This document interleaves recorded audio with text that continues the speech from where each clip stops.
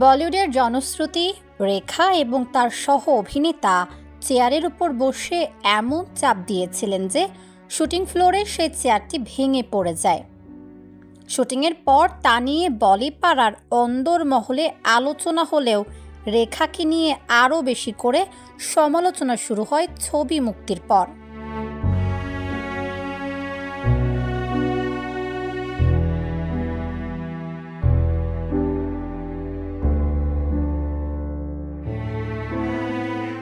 বলিউডের ডার্ক সাইডের সুন্দরী অভিনেত্রী, অভিনয়ের পাশাপাশি নৃত্যেও পারদর্শী। ৭০ বছরের গণ্ডি পার করে ফেলা অভিনেত্রীর সৌন্দর্য দেখলে এখনও চোখ ফেরানো যায় না। অভিনয়ের সময় শুধুমাত্র অভিব্যক্তি দিয়েই দর্শকের মন জয় করে ফেলতেন তিনি। রোম্যান্টিক ছবি হলে তো আর কথাই নেই। সকল অভিনেতার সঙ্গে দুর্দান্ত রসায়ন গড়ে তোলার ক্ষমতা ছিল তার, কিন্তু নিজের অভিনয় বিশ্বাসযোগ্য করে তোলার জন্য বিতর্কের মুখেও পড়তে হয়েছিল বলি অভিনেত্রী রেখাকে। ১৯৯৮ সালে দক্ষিণী ছবির মাধ্যমে শিশু অভিনেত্রী হিসাবে কাজ করা শুরু করেন রেখা। ৭০-এর দশক থেকে পাকাপাকিভাবে বলিপাড়ায় পা রাখেন তিনি। অমিতাভ বচ্চনের সঙ্গে তার জুটি নিয়ে কম আলোচনা হয়নি, তবে রেখার মধ্যে পেশাদারিত্বের অভাব ছিল না একদমই। শুটিংয়ের সময় নিজের ১০০% দিতেন তিনি। রোম্যান্টিক দৃশ্যে অভিনয়ের সময় তিনি এমন পারফর্ম করতেন যে মনে হতো তিনি বাস্তবেই উল্টো দিকে থাকা অভিনেতার সঙ্গে প্রেম করছেন।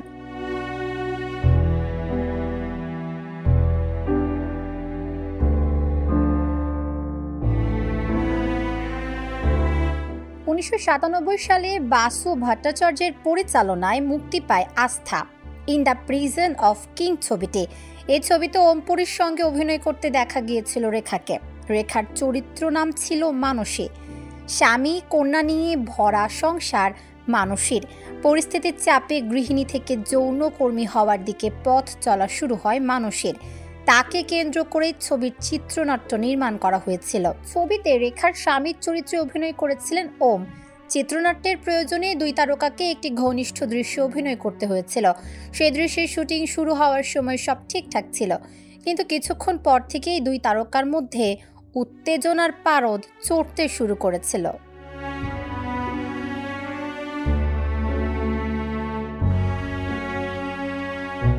বলিপাড়ায় কানাঘুষো শোনা যায় যে ওমের সঙ্গে ঘনিষ্ঠ হতে গিয়ে নিজের উপর নিয়ন্ত্রণ হারিয়ে ফেলেছিলেন রেখা।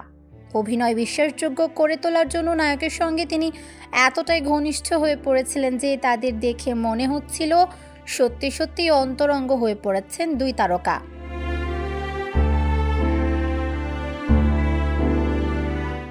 একাংশের দাবি রেখার সঙ্গে ঘনিষ্ঠ হওয়ার সময় ওমও অভিনয়ের মধ্যে ডুবে গিয়েছিলেন।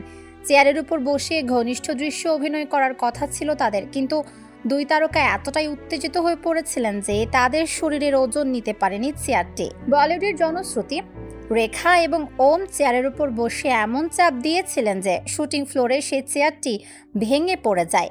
শুটিংয়ের পর তা নিয়ে বলিপাড়ার অন্দরমহলে আলোচনা হলেও রেখাকে নিয়ে আরও বেশি করে সমালোচনা শুরু হয় ছবি মুক্তির পর।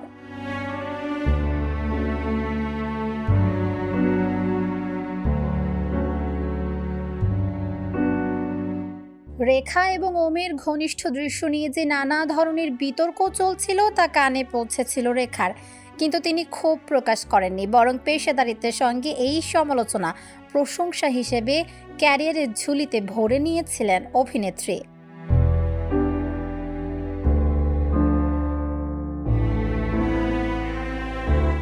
আস্থা, in the prison of king ছবিতে বহু দৃশ্যে রেখা এবং ওমকে ঘনিষ্ঠভাবে দেখানো হয়েছিল।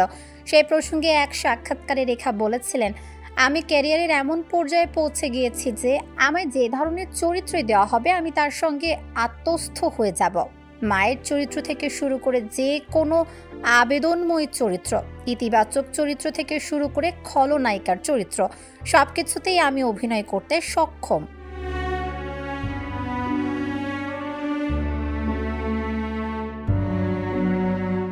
রেখা আরও বলেন, আস্থা, in the prison of king ছবিটি মুক্তির পর আমায় নিয়ে নানা ধরনের আলোচনা হচ্ছে। সব কথাই আমার কানে আসছে। এক সন্তানের মা হয়ে কি করে একজন নারী যৌনকর্মী হয়ে উঠতে পারে তা নিয়ে নানা সমালোচনা হচ্ছে, কিন্তু আমার কিচ্ছু যায় আসে না। তবে ঘনিষ্ঠ দৃশ্য অভিনয় করতে গিয়ে একসময় নাকি এক অভিনেতার উপর রেগে গিয়েছিলেন রেখা।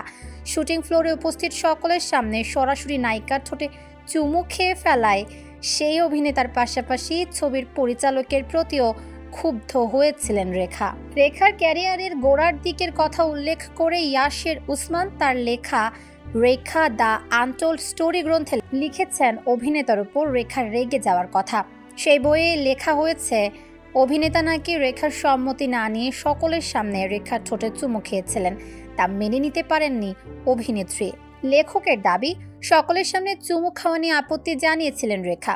অভিনেতাকে তার আচরণ নিয়ে প্রশ্ন করা হলে তিনি জানান চিত্রনাট্যের প্রয়োজনে তিনি রেখাকে চুম্বন করেছিলেন, স্বেচ্ছায় অভিনেত্রীর সঙ্গে ঘনিষ্ঠ হতে চাননি তিনি।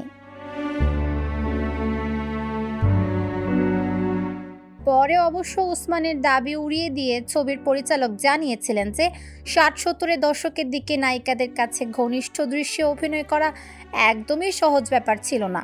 চিত্রনাট্যের প্রয়োজনে যে চুম্বন দৃশ্যে অভিনয় করতে হবে তা আগে থেকেই রেখাকে জানানো ছিল বলে দাবি করেছিলেন পরিচালক। রেখা তাতে সম্মতিও দিয়েছিলেন বলে জানিয়েছিলেন তিনি।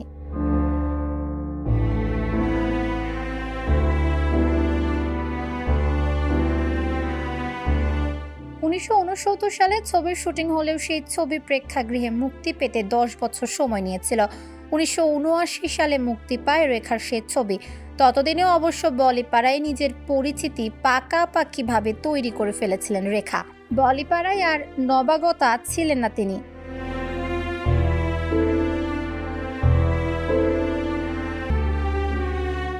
অমিতাভ বচ্চনের সঙ্গে রেখার সম্পর্কের রসায়ন আজও বলিউডে বহুল চর্চিত বিষয়। রেখা ব্যক্তিজীবনে সুখী দাম্পত্য জীবন উপভোগ করতে পারেননি, কিন্তু এ নিয়ে কোনো আক্ষেপও করেননি কখনো। স্বামী মুকেশ আগরওয়াল আত্মহত্যা করার পর রেখা আজও কেন সিঁদুর পরেন সে রহস্য আজও কেউ উদ্ঘাটন করতে পারেনি।